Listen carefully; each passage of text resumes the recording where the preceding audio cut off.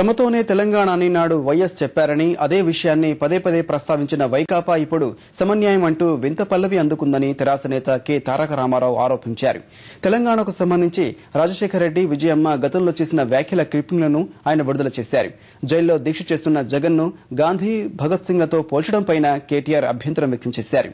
సీమాంధ్ర ఉద్యమం వెనుక ముఖ్యమంత్రి హస్తం ఉందన్నారు. ఆయన్ని అదుపు చేస్తే పరిస్థితులు చక్కబడతాయని వ్యాఖ్యానించారు.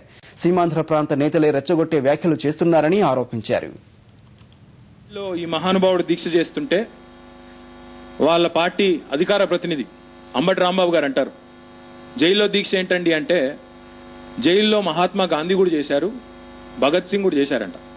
ఎక్కడ స్వర్గంలో వారు ఉన్నారో గాని వారి ఆత్మలు క్షోభిస్తాయి. ఇంతకంటే నీచమైన, ఇంతకంటే దుర్మార్గమైన పోలిక ఇంకొకటి ఉండదు అని చెప్పి బాధపడే పరిస్థితి ఉంటుంది. జగన్మోహన్ రెడ్డి గారిని మీరు మహానుభావులతో పోల్చాలనుకుంటే డెఫినెట్ గా పోల్చుకోవచ్చు.